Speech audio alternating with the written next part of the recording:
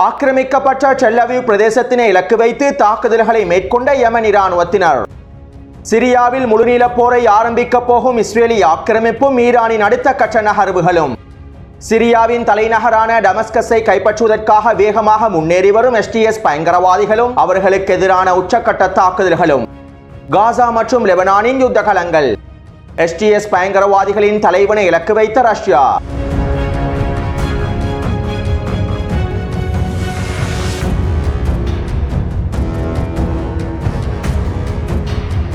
நேற்றைய காணொளியில் ஒரு முக்கியமான விடயம் ஒன்றை குறிப்பிடுவதற்கு தவறிவிட்டேன். அதாவது எஸ்டிஎஸ் பயங்கரவாதிகள் அலெப்போவின் மேற்கு பிரதேசத்தினை கைப்பற்றியதும் குறித்த பிரதேசத்தில் இருக்கக்கூடிய பலஸ்தீனிய கொடிகளை காலால் மிதித்தும் அவற்றினை எரித்தும் கிழித்தெறிந்தும் காணொளிகளை வெளியேற்றிருந்தார்கள். அது மட்டுமல்லாமல் பலஸ்தீனிய போராட்டத்தினை ஆதரிக்கக்கூடிய அல்-அக்ஸா புகைப்படங்களையும் கிழித்தெறிந்திருந்தார்கள். இவ்வாறு பலஸ்தீனிய கொடிகளை கிழித்தெறியக்கூடிய காணொளிகளையும் காலால் மிதிக்கக்கூடிய காணொளிகளையும் அல்-அக்ஸா புகைப்படங்களை காலால் மிதித்து எறியக்கூடிய காணொளிகளையும் நான் டெலிகிராம் சேனலில் பதிவிட்டுள்ளேன். அடுத்து சிரியாவிலே நடைபெற்று வரக்கூடிய மோதலானது ஒரு பதற்றமான சூழ்நிலைக்கு தள்ளப்பட்டுள்ளது. கடந்த 4 நாட்களாக துருக்கி ஆதரவு எஸ்டிஎஸ் பயங்கரவாதிகள் வேகமாக முன்னேறி வருகின்றார்கள். அமெரிக்கா இஸ்ரேலி ஆக்கிரமிப்பு உக்ரைன் மற்றும் துருக்கியினுடைய உளவு பிரிவுகளின் வழிகாட்டுதலின் கீழேயே எஸ்டிஎஸ் பயங்கரவாதிகள் வேகமாக முன்னேறி வருகின்றார்கள். கிட்டத்தட்ட இதிலிப்பினுடைய மேற்கு பிரதேசத்தினூடாக 20,000க்கும் அதிகமான எஸ்டிஎஸ் பயங்கரவாதிகளும் 10,000க்கும் அதிகமான கூலிப்படைகளும் களமிறக்கப்பட்டிருப்பதாகவும் தற்போது உறுதி செய்யப்பட்டுள்ளன. எனவே ஒட்டுமொத்தமாக 30,000க்கும் அதிகமான பயங்கரவாதிகள்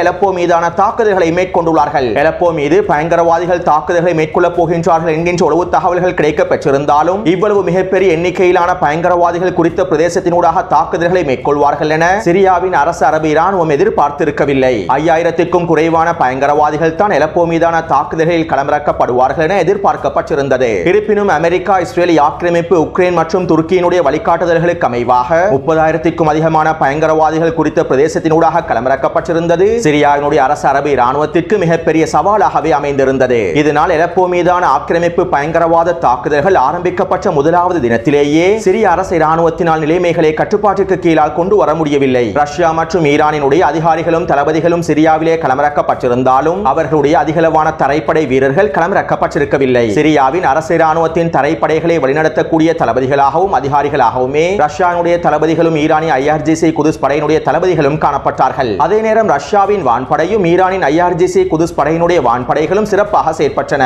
ரஷ்யாவின் போர் விமானங்கள் மூலமாக தொடர்ச்சியான வான்வழி தாக்குதல்கள் மேற்கொள்ளப்பட்டிருந்தன. அதே போன்று ஈரானின் வான்படையின் மூலமாக ட்ரோன் தாக்குதல்களும் ஏவுகணை தாக்குதல்களும் மேற்கொள்ளப்பட்டிருந்தன. இருப்பினும் யுத்த களத்திலே தரைப்படைகளுடைய தாக்குதல்கள் மிக முக்கியத்துவம் வாய்ந்ததாகும். 30,000க்கும் அதிகமான எஸ்டிஎஸ் பயங்கரவாதிகள் குறிப்பிட்ட நேரத்திற்குள்ளே வேகமாக நகர்ந்ததன் காரணத்தினால் சிரியாவின் அரசு அரபு இராணுவத்திற்கு ஒஃபென்சிவ் மற்றும் டிஃபென்சிவ் தாக்குதல்களை மேற்கொள்வதற்கு முடியாமல் போய்விட்டது. எஸ்டிஎஸ் பயங்கரவாதிகளுக்கு எதிராக தாக்குதல்களை நடத்துவதற்கும் பயங்கரவாதிகளுடைய தாக்குதல்களை தடுத்து நிறுத்துவதற்கும் சிரிய அரசு இராணுவத்தினுடைய தரைப்படையினர் முழுமையாக தயாராக இருக்கவில்லை. அவசரமாக அணிதிரட்டல்களை மேற்கொண்டு குறித்த பிரதேசத்திலே களமிறங்கி தரைவழி தாக்குதல்களையும் ஒஃபென்சிவ் டிஃபென்சிவ் தாக்குதல்களையும் மேற்கொள்வதற்கு சிரியாவினுடைய அரசு இராணுவத்திற்கு தேவையான நேரம் கிடைக்கவில்லை. இதனால் தான் ஈரான் அவசரமாக அவர்களுடைய இராணுவ வீரர்களை களமிறக்குவதற்கான அனுமதியையும் சிரியாவினுடைய அரசாங்கத்திடம் கேட்டிருந்தது. எனவே இப்படியான நிலைமையில் எஸ்டிஎஸ் பயங்கரவாதிகள் சிரியாவினுடைய அலெப்போ மேற்கு பிரதேசத்தினூடாக வேகமாக முன்னேறி அலெப்போவின் மத்திய பிரதேசத்தையும் அடைந்தார்கள். எஸ்டிஎஸ் பயங்கரவாதிகள் எந்தவிதமான மிகப்பெரிய தாக்குதல்களையும் மேற்கொள்ளாமல் அலெப்போ நகரத்தினை அடைந்தார்கள். இந்த குறுகிய நேரத்திற்குள்ளே சிரியாவின் அரசு இராணுவத்திற்கு அணிதிரட்டல்களை மேற்கொள்ள முடியாததன் காரணத்தினாலும் சரியான திட்டமிடல்களை மேற்கொள்ள முடியாததன் காரணத்தினாலும் அவர்கள் அலெப்போ பிரதேசத்திலிருந்து பின்வாங்கியிருந்தார்கள். இவ்வாறு சிரியாவின் அரசு அரபு இராணுவம் அலெப்போ பிரதேசத்திலிருந்து பின்வாங்கியதன் காரணத்தினால் தான் எஸ்டிஎஸ் பயங்கரவாதிகள் மிகப்பெரிய தாக்குதல்களை மேற்கொள்ளாமலேயே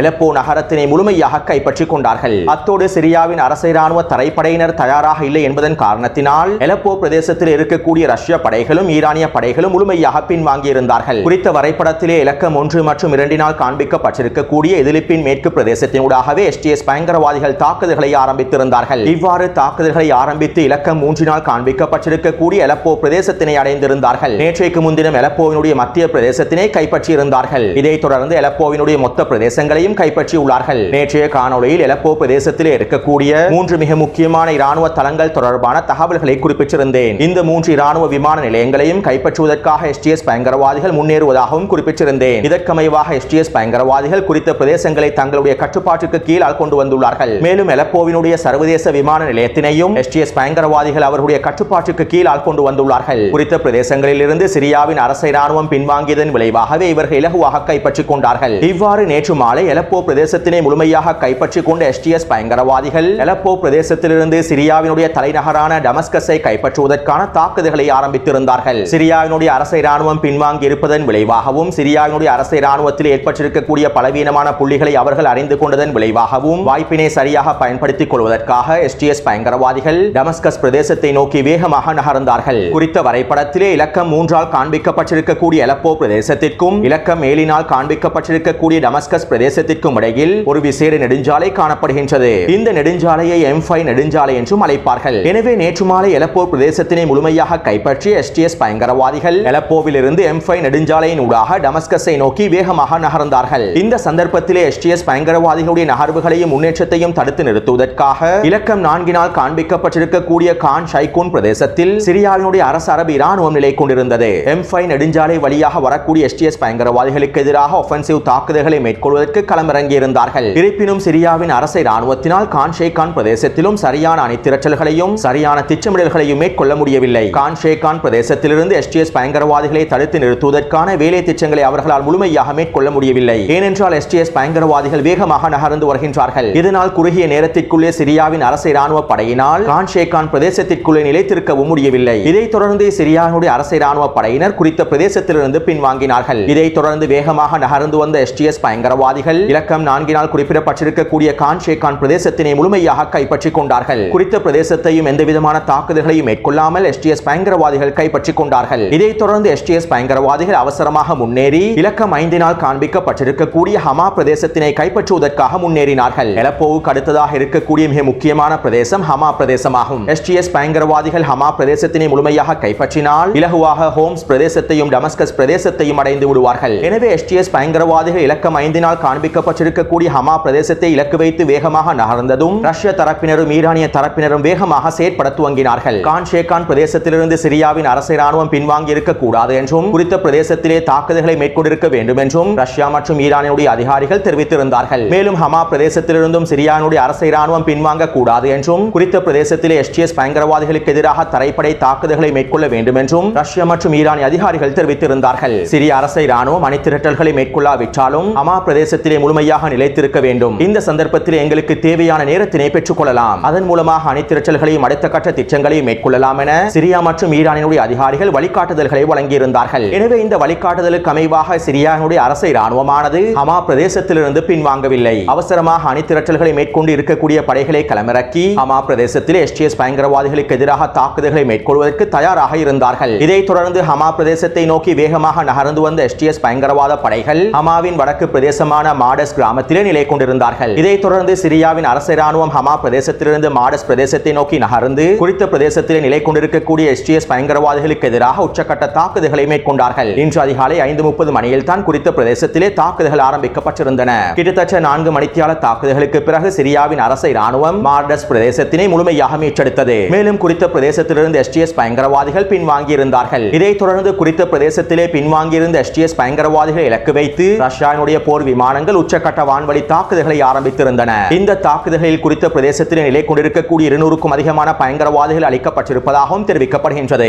அதே போன்று இன்று காலையிலிருந்து அலப்போ பிரதேசத்திலே நிலை கொண்டிருக்கக்கூடிய எஸ்டிஎஸ் பயங்கரவாதிகளை இலக்கு வைத்தும் அவர்கள் பயன்படுத்தக்கூடிய வாகனங்களை இலக்கு வைத்தும் ரஷ்யாவுடைய போர் விமானங்கள் கிட்டத்தட்ட 60க்கும் அதிகமான வான்வழி தாக்குதல்களை மேற்கொண்டிருந்தன. இந்த வான்வழி தாக்குதலிலும் நூற்றுக்கணக்கான எஸ்டிஎஸ் பயங்கரவாதிகள் அளிக்கப்பட்டுள்ளார்கள். அதே போன்று இதிலிப் பிரதேசத்திலும் ரஷ்யாவின் போர் விமானங்கள் உச்சக்கட்ட வான்வழி தாக்குதல்களை ஆரம்பித்திருந்தன.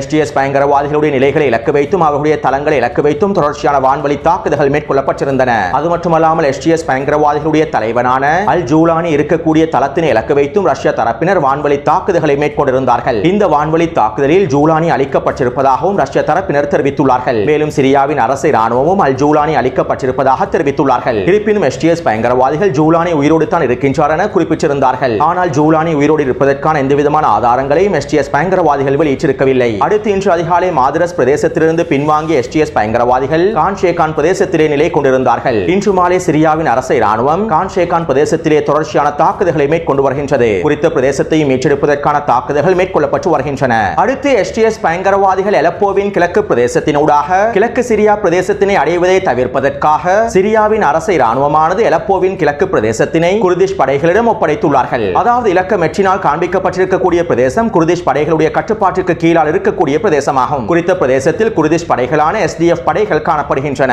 சிரியாவின் உத்தியோகபூர்வமான அரசை குர்திஷ் படைகள் ஏற்றுக்கொள்ளாவிட்டாலும் கடந்த காலங்களில் குர்திஷ் படைகள் SDF படைகள் துருக்கியினுடைய கூலிப்படைகளுக்கு எதிராகவும் STS பயங்கரவாதிகளுக்கு எதிராகவும் தாக்குதல்களை மேற்கொண்டுள்ளார்கள். எனவே அலப்போ பிரதேசத்தினை கைப்பற்றிக் கொண்டிருக்கக்கூடிய STS பயங்கரவாதிகள் அலப்போவின் கிழக்கு பிரதேசத்தினூடாக முன்னேறாமல் இருப்பதற்காக அலப்போவின் கிழக்கு பிரதேசத்தினை SDF படைகளுக்கு ஒப்படைத்துள்ளார்கள். எனவே தற்போது அலப்போவின் கிழக்கு பிரதேசத்திலே குர்திஷ் படைகளான SDF படைகளுக்கும் துருக்கி ஆதரவு படைகளுக்கும் STS பயங்கரவாதிகளுக்கும் இடையில் மோதல்கள் இடம்பெற்று வருகின்றன.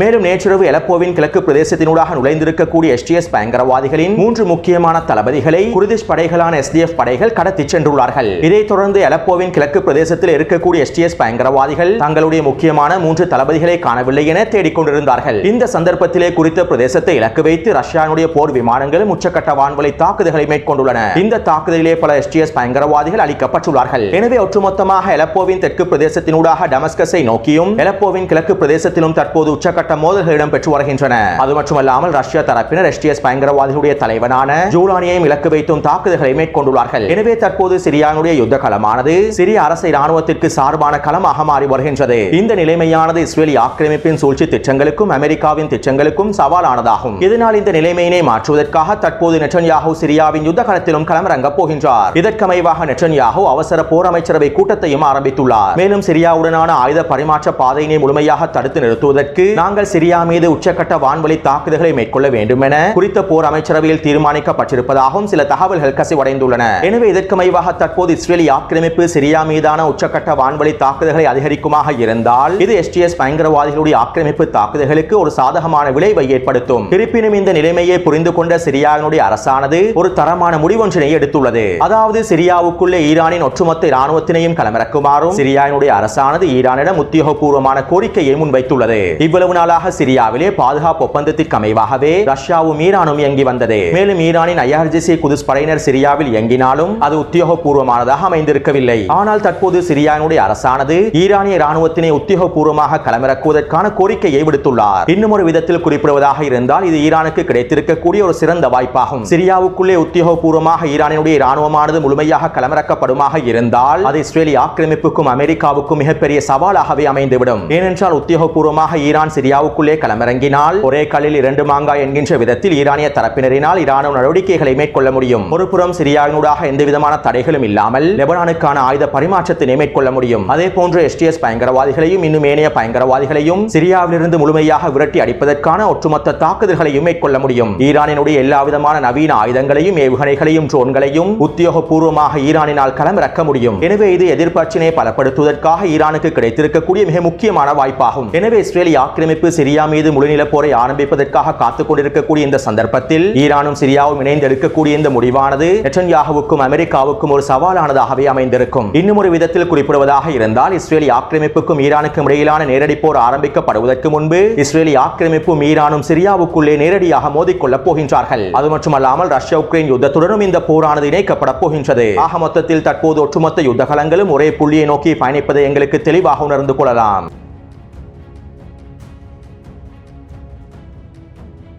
யமன் ஹவுதி இராணுவத்தினர் பாலஸ்தீன் 2 ஹைப்பர்சோனிக் பாலிஸ்டிக் ஏவுகணையை பயன்படுத்தி டெல் அவீவ் பிரதேசத்தை இலக்கு வைத்து தாக்குதல்களை மேற்கொண்டுள்ளார்கள். இந்த தாக்குதலிலே குறித்த பிரதேசத்தில் இருக்கக்கூடிய 2 இராணுவ தளங்கள் சேதமடைந்திருப்பதாகவும் தெரிவிக்கப்படுகின்றது. இருப்பினும் இஸ்ரேலி ஆக்கிரமிப்பு இராணுவம் குறித்த தாக்குதலினால் ஏற்பட்டிருக்கக்கூடிய இழப்புகளை முழுமையாக தணிக்கை செய்துவிட்டது. அதே போன்று யமன் ஹவுதி இராணுவத்தினர் ஏடன் வளைகுடா பிரதேசத்திலே சென்று கொண்டிருந்த அமெரிக்காவுக்கு சொந்தமான சரக்கு கப்பல் ஒன்றினை இலக்கு வைத்து ட்ரோன் தாக்குதல்களையும் கப்பல் எதிர்ப்பு ஏவுகணை தாக்குதல்களையும் மேற்கொண்டுள்ளார்கள். இந்த தாக்குதலிலே குறித்த கப்பலானது சேதமடைந்திருப்பதாக இருப்பதாகவும் பின்வாங்கி இருப்பதாகவும் தெரிவிக்கப்படுகின்றது. அடுத்து லெபனான் யுத்த காலத்தில் இஸ்ரேலிய ஆக்கிரமிப்பு ராணுவம் தொடர்ச்சியான தாக்குதல்களை மேற்கொண்டு வருகின்றது. இஸ்ரேலிய ஆக்கிரமிப்பு ராணுவம் பீரங்கி தாக்குதல்களையும் வான்வழி தாக்குதல்களையும் மேற்கொண்டு தெற்கு லெபனான் கிராமங்களினூடாக முன்னேறுவதற்கான முயற்சிகளை மேற்கொண்டு வருகின்றது. இதற்கமைவாக இஸ்ரேலிய ஆக்கிரமிப்பு ராணுவம் தெற்கு லெபனான் பிரதேசத்தில் நிலை கொண்டிருக்கக்கூடிய விதத்தினை குறித்த வரைபடத்தில் உங்களுக்கு தெளிவாக அவதானிக்கலாம். தற்காலிக யுத்த நிறுத்த காலப்பகுதியிலும் இஸ்ரேலிய ஆக்கிரமிப்பு ராணுவம் குறித்த பிரதேசங்களிலேயே நிலை கொண்டுள்ளது. மேலும் குறித்த பிரதேசங்களில் இருக்கக்கூடிய வீடுகளையும் கட்டிடங்களையும் முழுமையாக தரைமட்டமாக்கி வருகின்றது. அதே நேரம் லெபனானின் அரசை ராணுவமும் லெபனான் அரசும் வாய்மூடி மௌனம் காக்கின்றன. அடுத்து காசாவின் யுத்த காலத்தில் இஸ்ரேலிய ஆக்கிரமிப்பு ராணுவம் மத்திய காசாவின் வடக்கு பிரதேசத்தினூடாக சிறிய தரைவழி தாக்குதல் ஒன்றை ஆரம்பித்திருந்தது. இதற்கமைவாக நேற்றிரவு மத்திய காசாவின் நுஸ்ரத் முகாம் வடக்கு பிரதேசத்தினூடாக இஸ்ரேலிய ஆக்கிரமிப்பின் 2 மெர்காவா போர்த்தாங்கி வாகனங்கள் ஊடுருவியுள்ளன.